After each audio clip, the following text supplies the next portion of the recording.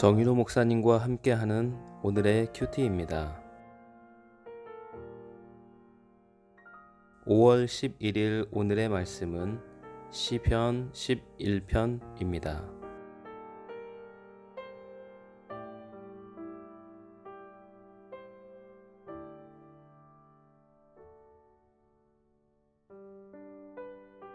내가 여호와께 피하였거늘 너희가 내 영혼에게 새같이 내 산으로 도망하라 함은 어찌함인가.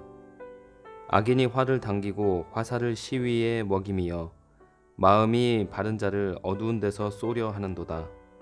터가 무너지면 의인이 무엇을 하랴. 여호와께서는 그의 성전에 계시고 여호와의 보좌는 하늘에 있음이여 그의 눈이 인생을 통촉하시고 그의 안목이 그들을 감찰하시도다. 여호와는 의인을 감찰하시고 악인과 폭력을 좋아하는 자를 마음에 미워하시도다. 악인에게 그물을 던지시리니 불과 유황과 태우는 바람이 그들의 잔에 소득이 되리로다.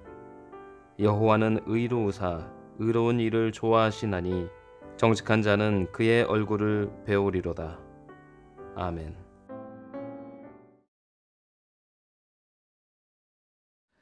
오늘 말씀의 제목은 견고한 삶의 비결입니다. 다윗은 삶의 여러 국면마다 생명의 위협을 느끼는 어려움을 만났습니다. 다윗의 친구들 혹은 가까운 위치에 있는 사람들이 다윗에게 고향에 있는 산으로 도망하라고 권합니다. 그래서 왕의 마음이 누그러지고 호의적이 될 때까지 기다리라고 권면하는 것입니다. 그러나 다윗은 그런 타협의 조언을 거절합니다. 그가 발견한 요새는 산이 아니라 하나님이었습니다. 자, 그가 당면하고 있는 문제가 무엇입니까? 불신의 유혹입니다. 1절 말씀입니다. 내가 여호와께 피하였거늘 너희가 내 영혼에게 새같이 내 산으로 도망하라 함은 어찌함인가. 우리가 살아가면서 이런 타협의 조언을 듣게 됩니다. 대적은 이런 제안을 우리 마음에 심어주려고 합니다. 새같이 산으로 도망하라. 이 소리는 비웃음의 소리일 수도 있고 타협하라는 조언일 수도 있습니다. 이 유혹의 본질은 불신의 유혹입니다. 자, 이 유혹을 이기기 쉽지 않은 이유가 있습니다. 다윗이 직면한 환경은 심각한 상황이었습니다. 2절에서 악인이 활을 당기고 화살을 시위에 먹이며 마음이 바른 자를 어두운 데서 쏘려 하는도다. 활은 당겨져 있고 화살은 장전되어 있습니다. 더구나 이 노림수가 어둠 속에서 진행되고 있다는 게 문제입니다. 다윗은 마치 새처럼 사냥꾼이 장전한 화살이 겨냥한 피할 수 없는 표적이 되어 있었습니다. 자, 그리고 여기에 생명의 위협이 있었다는 사실입니다. 다윗은 생명의 위협을 받고 있었습니다. 생명보다 덜한 다른 어떤 것이 위협을 받았다면 이렇게 절박하진 않았을 것입니다. 재산이나 명성이 위협받는 정도가 아니었습니다. 사울은 시기심 때문에 다윗을 죽이려 하고 있었습니다. 그에게 창을 던져 죽이려 했습니다. 딸을 미끼로 이용해서 그를 블레셋 사람의 손에 죽게 하려는 계책을 썼습니다. 군사들을 보내 그를 잡으려고 했습니다. 갈수록 사울의 의도는 돌이킬 수 없는 지점을 향해 치닫고 있었습니다. 사람들은 목숨이 경각에 달려 있다고 느껴질 때에 최고의 두려움에 사로잡히게 됩니다. 생명을 노리는 그 공격은 은밀하게 진행되고 있었습니다. 공개적인 공격이라면 방어하기가 차라리 쉬웠을 것입니다. 언제 어떻게 진행될지 보이지 않고 예측할 수 없는 공격을 어떻게 방어할 수 있을까요? 이런 상황을 맞이하고 있다면 피하지 않을 경우 금방 죽을 것 같은 두려움이 몰려올 수밖에 없습니다. 더구나 이 상황은 아무도 도와줄 수 없는 상황이었습니다. 3절 말씀입니다. 터가 무너지면 의인이 무엇을 하랴.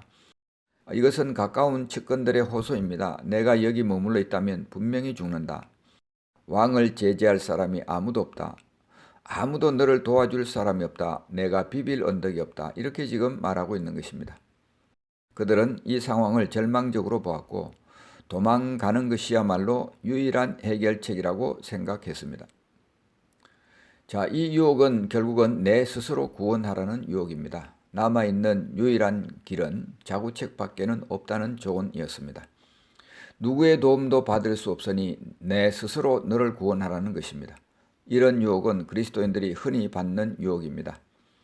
느헤미야도 이런 유혹을 받았습니다. 느헤미야 6장 10절 11절에 이후에 머헤다벨의 손자 들라의 아들 스마야가 두문불출하기로 내가 그 집에 가니 그가 이르기를 그들이 너를 죽이러 올 터니니 우리가 하나님의 전으로 가서 외소 안에 머물고 그 문을 닫자. 저들이 반드시 밤에 와서 너를 죽이리라 하기로 내가 이르기를 나 같은 자가 어찌 도망하며 나 같은 몸이면 누가 외소에 들어가서 생명을 보존하겠느냐 나는 들어가지 않겠노라 하고 스마야는 느헤미야를 죽이려는 사람이 있으니 성전으로 도망하라고 권합니다. 생명의 위협을 느끼도록 부추겼습니다. 그리고 도망하라고 부추겼습니다. 그러나 느헤미야는 이것이 하나님으로부터 온 음성이 아니라는 것을 깨달았습니다. 자, 우리의 대적은 하나님을 의뢰해야 한다는 우리의 믿음을 비웃습니다. 아수르 왕은 이스라엘의 믿음을 비웃었습니다.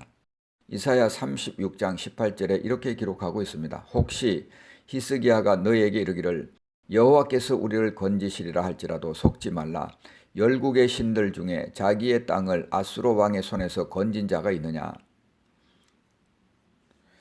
자, 이것은 느헤미야가 이스라엘 백성들이 받은 조롱뿐만이 아닙니다.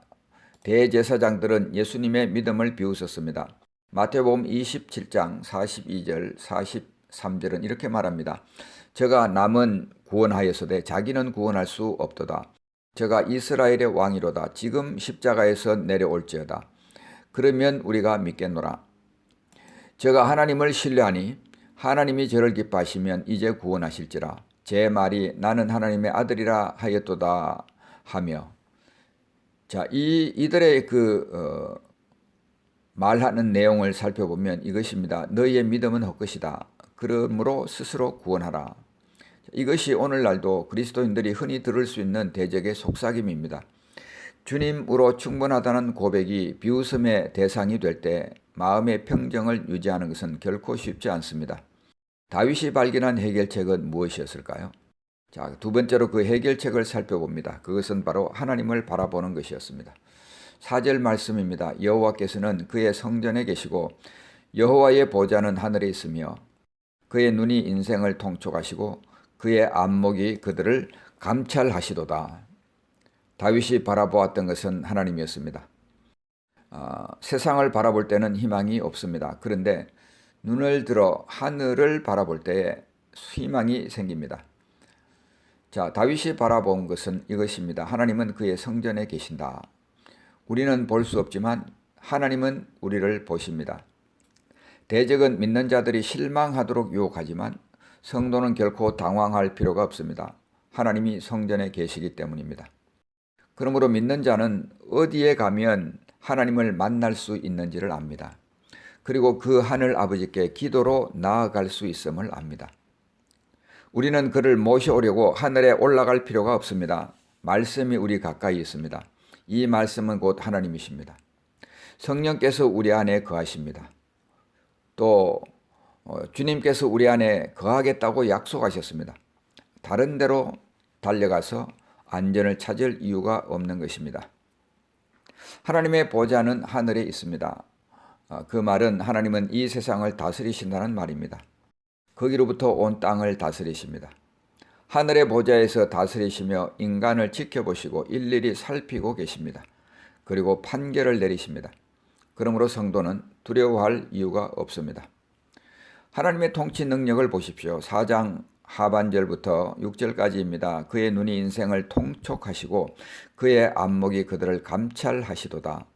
여호와는 인생을 감찰하시고 악인과 폭력을 좋아하는 자를 마음에 미워하시도다. 악인에게 그물을 던지시리니 불과 유황과 태우는 바람이 그들의 잔에 소득이 되리로다. 하나님은 감찰하신다고 했습니다. 4절 5절에 하나님의 눈이 감찰한다는 말이 2번 반복되어 나옵니다. 이 말은 그냥 슬쩍 보거나 대강 훑어본다는 말이 아닙니다. 면밀하게 살펴보는 것을 의미합니다. 사소한 것이라도 꼼꼼하게 살펴보는 것을 의미합니다. 계시록 1장 14절에 예수님의 눈을 가리켜서 그의 눈은 불꽃 같다고 했습니다. 불은 그것을 통과하는 물체의 본질을 드러냅니다. 그래서 금속의 순도를 측정할 때 불을 사용합니다. 하나님은 꼼꼼하게 살펴보시는 분이십니다. 그리고 공정한 판결을 내리십니다. 그 공정한 판결 속에 의인을 붙드시고 악인은 미워하시는 분이 하나님이십니다.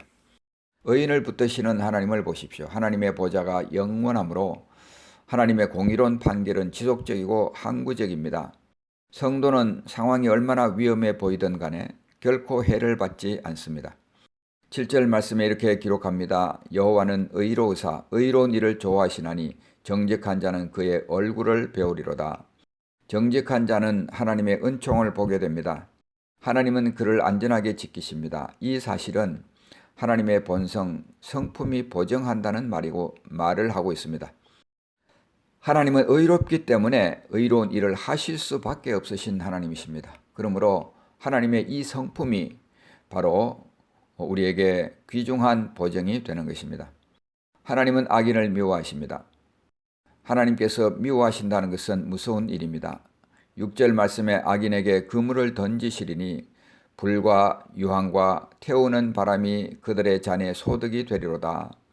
이것은 소돔과 고모라의 멸망을 상기시켜 줍니다. 악인은 멸망을 피할 수 없습니다. 의인에게 올무를 놓으려던 악인은 하나님의 그물에 걸리게 되는 것입니다.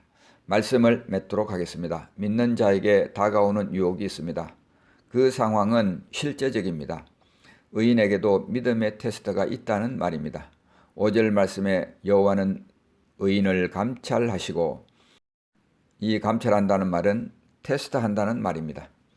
하나님이 우리를 저울에 달았을 때 믿음 없는 자로 드러나지 않아야 합니다.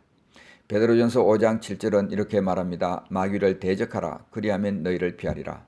현대인의 성경은 이렇게 번역했습니다. 마귀를 대항하십시오.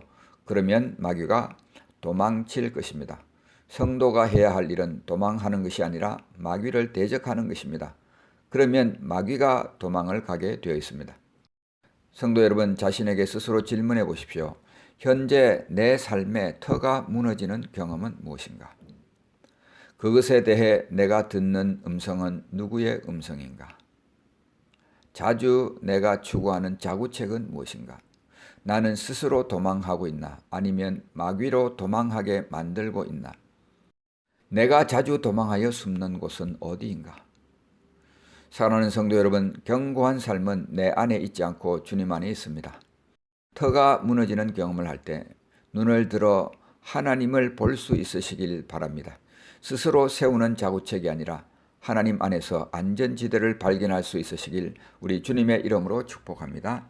기도하겠습니다. 하나님 아버지, 은혜를 감사합니다. 오늘 의인이 터가 무너지면 무엇을 할고 질문을 합니다. 그 질문에 대한 답은 하나님을 바라보는 것입니다. 우리의 삶에 터가 무너지는 경험이 있습니다. 아무도 도움이 될 것 같지 않은 상황이 있습니다. 우리 안에 절망이 스며들어올 때가 있습니다. 하나님 아버지, 그럴 때 우리 스스로 누구의 음성을 듣는지 살펴보게 하여 주시옵소서. 우리 스스로 자구책을 세울 것이 아니라 하나님께 나아갈 수 있게 하시고 눈을 들어 주님을 볼 수 있게 하여 주옵소서.